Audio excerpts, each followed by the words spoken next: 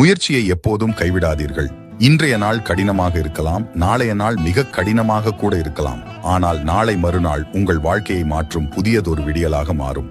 நல்லா வாழ்ந்தால் 10 பேர் பொறாமைப்படுவான், கஷ்டப்பட்டால் 10 பேர் ஏளனமாக பேசுவான்.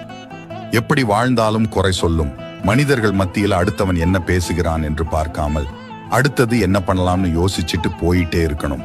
தன்னிலை உயர்ந்தாலும் தாழ்ந்தாலும் தன் குணம் மாறாமல், பழகிய விதம் மாறாமல் நடப்பவனே சிறந்த மனிதன்.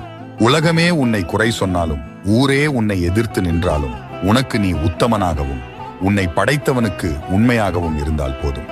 எவனுக்கும் பயந்தோ படிந்தோ போக வேண்டிய அவசியமில்லை. உறவுகளிடம் பேச வைப்பதும் பணம், உறவுகளிடம் பேச விடாமல் விலகி வைப்பதும் பணம், உறவுகளை தீர்மானிப்பதும் பணம். ஆறுதல் என்பது உன் காயத்திற்கு தற்காலிக தீர்வு, மாறுதல் என்பது உன் காயத்திற்கு நிரந்தர தீர்வு. எப்பொழுதும் ஆறுதல் தேடாதே.